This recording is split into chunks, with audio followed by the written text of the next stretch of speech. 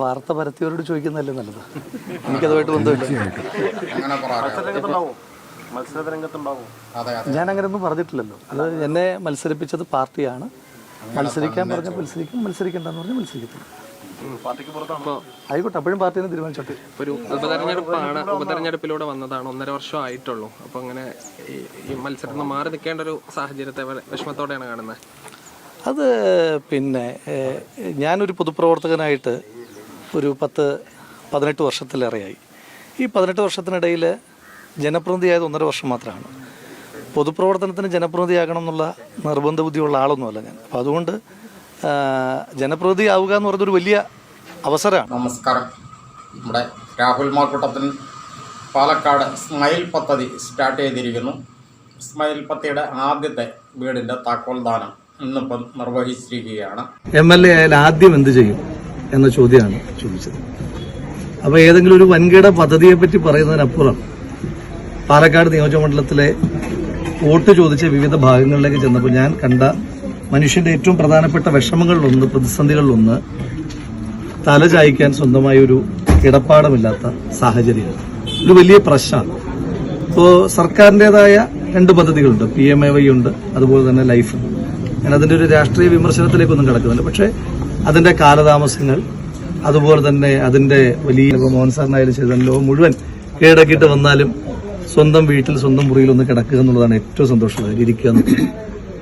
അപ്പോൾ ആ സന്തോഷം അത് സാധ്യമല്ലാത്ത മനുഷ്യന്മാരെ സഹായിക്കാൻ വേണ്ടിയിട്ടുള്ള ഒരു പദ്ധതിക്ക് ഏറ്റവും നല്ല പേര്, അത് ഈ പദ്ധതി ഉദ്ഘാടനം ചെയ്തുകൊണ്ട് മലയാളത്തിന്റെ പ്രിയപ്പെട്ട നടൻ ആസിഫ് അലി സൂചിപ്പിച്ചതുപോലെ ഇങ്ങനൊരു പദ്ധതിക്ക് ഇടാൻ പറ്റുന്ന ഏറ്റവും നല്ല പേരാണ് സ്മൈൽ എന്ന് ആസിഫ സൂചിപ്പിച്ചു. അപ്പോൾ ഈ പദ്ധതിന്റെ പേര് പോലെ തന്നെ ഇവിടെ താമസിക്കുന്ന എല്ലാവരും ഭയങ്കര സന്തോഷത്തോടും സ്മൈൽ എന്നുള്ള പേര് എനിക്ക് തോന്നുന്നു ആസിക്കും സൈജുവേട്ടനും പറഞ്ഞ പോലെ തന്നെ അറിഞ്ഞിട്ട പേര് എന്നുള്ളത്. അപ്പോൾ ഇവിടെ താമസിക്കുന്നതിൽ ഭയങ്കര സന്തോഷമായിട്ട് ജീവിക്കാൻ ആശംസിക്കുന്നു. നമുക്കറിയാം, രാഹുൽ മാക്കൂട്ടം നേരത്തെ തന്നെ പറഞ്ഞിരുന്നു, ഏകദേശം ഒരു 12ഓളം വീടുകൾ പണി തുടങ്ങിയിരിക്കുന്നു, തറക്കല്ലിട്ടിരിക്കുന്നു. അതിനകത്ത് നിന്ന് 5 വീടുകളിലെ പണി ഏകദേശം പൂർത്തീകരണത്തിലേക്ക് എത്തിക്കൊണ്ടിരിക്കുന്നു. ഒരു ഭവനം ഇപ്പോൾ കംപ്ലീറ്റ് പൂർത്തീകരിച്ച് ഇന്നിപ്പോൾ അവർക്ക് താമസിക്കാനായിട്ട് വിട്ടുകൊടുത്തിരിക്കുന്നു. അതായത് ഒരു പൊതുപ്രവർത്തകൻ, പ്രത്യേകിച്ച് ഒരു MLA, ഒരു മണ്ഡലത്തിൽ എന്തെല്ലാം കാര്യങ്ങൾ ചെയ്യാൻ പറ്റും, അല്ലെങ്കിൽ പൊതു സമൂഹത്തിൽ നിന്നുകൊണ്ട് എന്തെല്ലാം കാര്യങ്ങൾ ചെയ്യേണ്ടതുണ്ട് എന്നുള്ളത് കൃത്യമായിട്ടും നമുക്ക് മനസ്സിലാക്കി തരുന്ന ഒരു യുവ MLA തന്നെയാണ് രാഹുൽ മാക്കൂട്ടം. ഇക്കാര്യത്തിൽ ആർക്കും ഒരു തർക്കമൊന്നുമില്ല. കാരണം അദ്ദേഹത്തിനെതിരെ വന്നിരിക്കുന്ന ചില പീഡന പരാതികൾ അതൊരു വ്യക്തി അധിക്ഷേപം എന്നുള്ളതിൽ കഴിഞ്ഞ് അതിനകത്ത് യാതൊരു കഴമ്പും ഇല്ല എന്നുള്ളതാണ് നമുക്കറിയാം. പൊതുസമൂഹത്തിൻ്റെ ആവശ്യം ഈ ഏതെങ്കിലും പെണ്ണ് കേസുകളോ അല്ലെങ്കിൽ ഏതെങ്കിലും അവിഹിത കഥകളോ അല്ല ആവശ്യം. പൊതുസമൂഹത്തിൻ്റെ ആവശ്യം എന്ന് പറഞ്ഞ് പൊതുമണ്ഡലത്തിൽ അവർക്ക് ആവശ്യമുള്ള കാര്യങ്ങളിൽ ആ ജനപ്രതിനിധി ശക്തമായിട്ട് ഇടപെട്ട് ജനങ്ങൾക്ക് വേണ്ട കാര്യങ്ങൾ സാധിച്ചു നൽകുന്നുണ്ടോ എന്നുള്ളതാണ് പൊതുസമൂഹത്തിന് അറിയേണ്ടത്.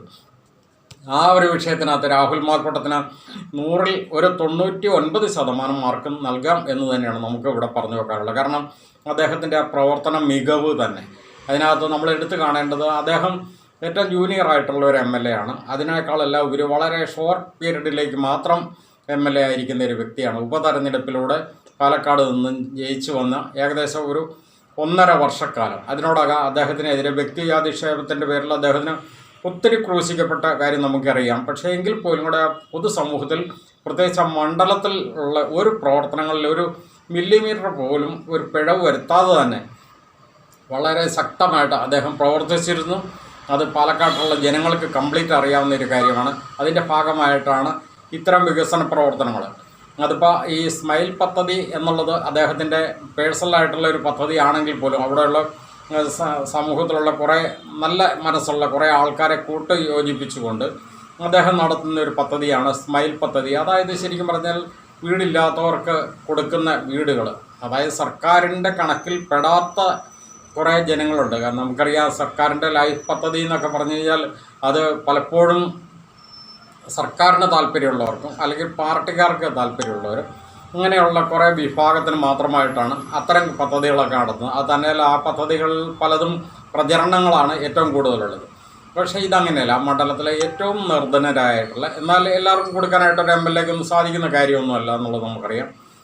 എങ്കിൽ പോലും നമ്മളിപ്പോൾ ഈ 140 മണ്ഡലങ്ങളെ എടുത്ത് പരിശോധിച്ച് കഴിഞ്ഞാൽ ഒരു യുവ MLA എന്ന നിലയിലും ഏറ്റവും ഷോർട്ട് പീരീഡിലേക്ക് മാത്രം MLA ആയിരിക്കുന്ന ഒരു വ്യക്തി എന്ന നിലയിലും അദ്ദേഹം ചെയ്തുകൊണ്ടിരിക്കുന്നതും ചെയ്തിട്ടുള്ളതുമായിട്ടുള്ള കാര്യങ്ങൾ ഏറ്റവും പ്രശംസനീയം എന്ന് തന്നെ പറയേണ്ടി വരും.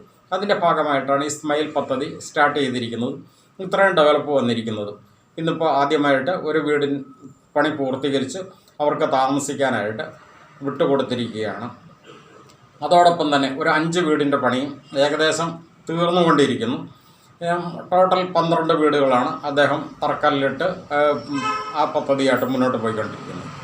അതുകൂടാതെ സർക്കാരിൻ്റെ മറ്റ് സഹായങ്ങളുടെ ഭാഗമായിട്ട് ഒരു പൊതുപ്രവർത്തകൻ, പ്രത്യേകിച്ച് ഒരു MLA ചെയ്യേണ്ടതായ പ്രവർത്തനങ്ങളുടെ ഭാഗമായിട്ട് മറ്റേതൊരു MLA ചെയ്യുന്നതിനേക്കാൾ ഉപരി, പ്രത്യേകിച്ച് പ്രതിപക്ഷത്തായിരുന്നിട്ട് കൂടി അദ്ദേഹം വളരെ അതിശക്തമായിട്ടും ആ മണ്ഡലത്തിന് വേണ്ടിയിട്ടും അവിടുത്തെ പൊതുസമൂഹത്തിന് വേണ്ടിയിട്ട് ഏറ്റവും കൂടുതൽ പ്രവർത്തനം കാഴ്ചവെക്കുന്നുണ്ട്. പാലക്കാട് ഈ നിയമസഭാ മണ്ഡലത്തിൻ്റെ എല്ലാ പഞ്ചായത്തുകളിലും ഓഡിറ്റോറിയങ്ങൾ പണിയുന്നു. അതോടൊപ്പം തന്നെ സ്കൂളുകൾ, റോഡുകൾ, ടൗൺഷിപ്പുകൾ, ടൗൺ ഹാളുകൾ, ഇത്തരം പ്രവർത്തനങ്ങളുമൊക്കെ ആയിട്ട് വളരെ നല്ല രീതിയിൽ മുന്നോട്ട് പോകുന്നു. അപ്പോൾ അത്തരം നല്ല സമൂഹത്തിന് ഏറ്റവും കൂടുതൽ നല്ല രീതിയിൽ പ്രവർത്തിക്കുന്ന ഒരു യുവ നേതാവിനെ ഒതുക്കി ഇല്ലാതാക്കുക എന്നുള്ളത് മറ്റുള്ള അസൂയാലുക്കളുടെ ഒരു പ്രത്യേക അജണ്ട തന്നെയാണല്ലോ. അതിൻ്റെ ഭാഗമായിട്ടാണ് നമ്മൾ ഈ പറഞ്ഞ പോലെ SSPയുടെ ആ ഒരു പ്രവർത്തനം നടത്തിക്കൊണ്ടിരിക്കുന്നത്. എന്താണെങ്കിലും ശരി, അവർ വളരെ നിരാശയിൽ തന്നെയാണ്. കാരണം അവരെത്രയൊക്കെ കിടന്ന് പരിശ്രമിച്ചിട്ടുണ്ട്, രാഹുൽ മാക്കൂട്ടത്തെ ഒതുക്കി ഇല്ലാതാക്കാനായിട്ട് സാധിക്കുന്നില്ല എന്നുള്ളത് നമുക്കറിയാം. കാരണം അവർ ഉമ്മൻചാണ്ടി സാറിന് പരീക്ഷിച്ച് വിജയിച്ച ആ ഒരു തന്ത്രം പലയിടത്തും പരീക്ഷിക്കുന്നു. അതിൻ്റെ ഭാഗമായിട്ടാണ് ആ ഒരു വിഭാഗം തന്നെയാണ് ഇതിൻ്റെ പിന്നിലും. ഉമ്മൻചാണ്ടി സാറിനെ ഒതുക്കി ഇല്ലാതാക്കാനായിട്ട് ഈ SSP എന്നൊരു മുന്നണി അന്നുണ്ടായിരുന്നില്ല, അല്ലെങ്കിൽ ആ ഒരു രീതിയിൽ അത് ക്രിയേറ്റ് ചെയ്യപ്പെട്ടിരുന്നില്ല. പക്ഷേ അതിൻ്റെ പിന്നിൽ പ്രവർത്തിച്ചത് ചുരുക്കം ചില വ്യക്തികളും അതുപോലെ തന്നെ ഒരു ഗൂഢസംഘവും. അതായത് നമ്മുടെ KB ഗണേഷ് കുമാർ ഉൾപ്പെട്ട KB ഗണേഷ് കുമാറിൻ്റെ നേതൃത്വത്തിൽ ഉള്ള ഒരു ടീമും അതിൻ്റെ പിന്നിൽ പ്രവർത്തിച്ചിരുന്ന ഒരു കിങ് പിന്നായിട്ട് പ്രവർത്തിക്കുന്ന വലിയൊരു കോക്കസ്. ആ കോക്കസ് തന്നെയാണ് ഇപ്പോൾ എപ്പോഴും ഈ രാഹുൽ മാക്കൂട്ടത്തിൻ്റെ വിഷയത്തിനകത്ത് വന്നിരിക്കുന്നത്. അതിനകത്ത് ചില ചേഞ്ചുകൾ വരുത്തിയിട്ടുണ്ടെന്നുള്ളൂ. പക്ഷേ ആ കിങ് പിൻ മാറിയിട്ടില്ല.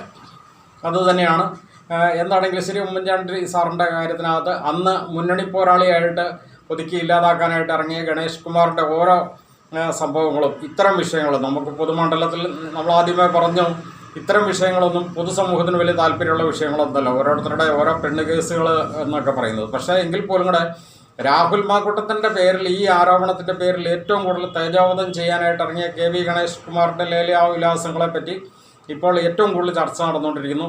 കാരണം KB ഗണേഷ് കുമാറിനെ പറ്റി പ്രത്യേകിച്ച് പറയാതെ തന്നെ നമുക്കറിയാം, ഡസൻ കണക്കിന് അല്ലെ വർഷങ്ങളോളമായിട്ട് അയാൾ ഇതിൻ്റെ ഒരു ഉസ്താദാണ്, അല്ലെങ്കിൽ ഇതിൻ്റെ ഒരു ബ്രാൻഡ് അംബാസഡറാണ് അയാൾ എന്നുള്ളത് നമുക്കറിയാവുന്ന ഒരു കാര്യം തന്നെയാണ്. ഏതായാലും ശരി, ഇപ്പോൾ ഏറ്റവും പുതിയതായിട്ട് വന്നിരിക്കുന്ന ഇപ്പോൾ നിലവിലുള്ള ഭാര്യയായിട്ടുള്ള പ്രശ്നങ്ങളാണ്. കഴിഞ്ഞ ദിവസം കൂടെ ഒരു അവിഹിതം അദ്ദേഹത്തിൻ്റെ വീട്ടിൽ നിന്ന് പിടികൂടുകയും പോലീസ് വരികയും പോലീസിനെ വിളിച്ചു വരുത്തുകയും തെളിവുകൾ കൊടുക്കുകയും വലിയ കോലാഹലം ഉണ്ടായിരിക്കുന്നു. പക്ഷേ അത് ഒതുക്കി തീർക്കാനായിട്ട് സംസ്ഥാന സർക്കാർ തലത്തിലും അതുപോലെ മുഖ്യധാര മാധ്യമങ്ങളെയൊക്കെ കൂട്ടുപിടിച്ചിരിക്കുകയാണ്. നമുക്കറിയാം രാഹുൽ മാക്കൂട്ടത്തിനെ ഒതുക്കി ഇല്ലാതാക്കാനായിട്ട് ഇതെല്ലാം എത്രമാത്രം അഗ്രസീവായിട്ട് പ്രവർത്തിക്കാൻ പറ്റുമോ അതെല്ലാം ചെയ്തിരുന്നു. പക്ഷേ KB ഗണേഷ് കുമാറിൻ്റെ കാര്യത്തിനകത്ത് നേരെ ഓപ്പോസിറ്റാണ്. അതായത് ഏതെല്ലാം രീതിയിൽ ഒതുക്കി ഇല്ലാതാക്കാം, ആ വാർത്ത തന്നെ ഇല്ലാതാക്കാം എന്നുള്ള രീതിയിലാണ് ഇപ്പോൾ പ്രവർത്തനം നടത്തിക്കൊണ്ടിരിക്കുന്നത്. അതിന് വേണ്ടിയിട്ട് എല്ലാ മാധ്യമ പ്രവർത്തകരിപ്പോൾ വളരെ ഒതുങ്ങി സൈലൻ്റ് ആയിട്ടാണ് വാർത്ത പരമാവധി മുക്കാൻ നോക്കുകയാണ്. ഓക്കെ, അതിപ്പോൾ അവരുടെ താല്പര്യമായിരിക്കാം. എത്രയൊക്കെ ആണെങ്കിലും ശരി, സത്യങ്ങളും ഒരിക്കലും മൂടി വെക്കാൻ പറ്റില്ല. ഇതാണ് ഇതിനകത്ത് പറഞ്ഞു വെക്കാനുള്ള ഒരു കാര്യം എന്ന് പറയുന്നത്. രാഹുൽ മാക്കൂട്ടത്തെ ഒതുക്കി ഇല്ലാതാക്കാനായിട്ട് നിങ്ങൾ ഇവരെ എത്രയൊക്കെ ശ്രമിച്ചു കഴിഞ്ഞാൽ ശരി, പൊതുസമൂഹത്തിൻ്റെ മുന്നിൽ, കാരണം ഒരു പൊതുപ്രവർത്തകൻ്റെ ക്വാളിറ്റി എന്താണ്, ആ ക്വാളിറ്റിക്ക് അനുസൃതമായിട്ട് ഏറ്റവും ശക്തവും വ്യക്തവും കൃത്യവും സ്പഷ്ടവുമായിട്ട് ഒരു പൊതുപ്രവർത്തകന് വേണ്ട എല്ലാ രീതിയിലും ആ ജനത്തിൻ്റെ ജനഹിതം അറിഞ്ഞ് പ്രവർത്തിക്കുന്ന നല്ല കറ തീർന്ന ഒരു യുവ നേതാവായതുകൊണ്ട് തന്നെ ജനങ്ങൾ അദ്ദേഹത്തോടൊപ്പമാണ്.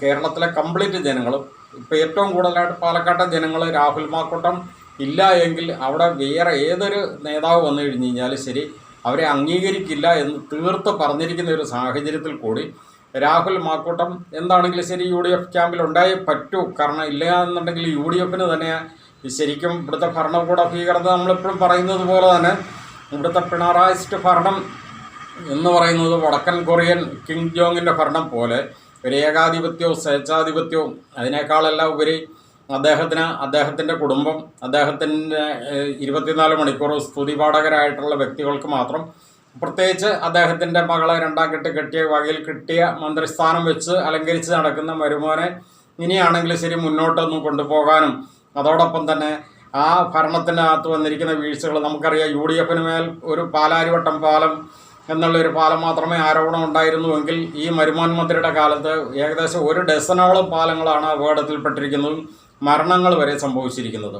അപ്പോൾ ഇത്തരം വിഷയങ്ങളൊക്കെ ഇനിയിപ്പോൾ മുന്നോട്ട് വരുമ്പോൾ സ്വാഭാവികമായിട്ട് രാഹുൽ മാക്കൂട്ടത്തെ പോലെയുള്ളവർ ഭരണപക്ഷത്താണെങ്കിലും പ്രതിപക്ഷത്താണെങ്കിലും നിയമസഭയിൽ ഉണ്ടായെങ്കിൽ അത് ഇത്തരം ഈ മരുമോൻ മന്ത്രിമാർക്ക് ഭയങ്കര ക്ഷീണം ഉണ്ടാകും എന്നറിയുന്നത് കൊണ്ട് തന്നെ ഈ രാഹുൽ മാക്കൂട്ടത്തെ ഒതുക്കി നിർത്തണം, അല്ലെങ്കിൽ മത്സരിപ്പിക്കരുത്, രംഗത്ത് കൊണ്ടുവരരുത്, ഒരു കാരണവശാലും MLA ആക്കരുത് എന്നുള്ള ഒരു ഹിജൻ അജണ്ട ഈ കിങ് പിന്നിൻ്റെ അജണ്ടയിൽ ഉൾപ്പെടുത്തിയിരിക്കുന്നത് കൊണ്ട് തന്നെ അവർ രാഹുൽ മാക്കൂട്ടത്തെ പരമാവധി അകറ്റി നിർത്താനൊക്കെ ആയിട്ട് ശ്രമിക്കുന്നുണ്ട്. പക്ഷേ പൊതുസമൂഹത്തിൻ്റെ വികാരം ഈ രാഹുൽ മാക്കൂട്ടം ഇല്ല എങ്കിൽ പ്രതിപക്ഷത്തിന് പോലും കൂടെ പിടിച്ചു നിൽപ്പില്ല എന്ന് വരുന്നത് കൊണ്ട് തന്നെ രാഹുൽ മാക്കൂട്ടത്തെ കൂടെ ഉൾപ്പെടുത്തിക്കൊണ്ടുള്ള ഒരു കാര്യങ്ങളായിട്ട് ഇനിയിപ്പോൾ UDF-ന് മുന്നോട്ട് പോകാൻ പറ്റുള്ളൂ.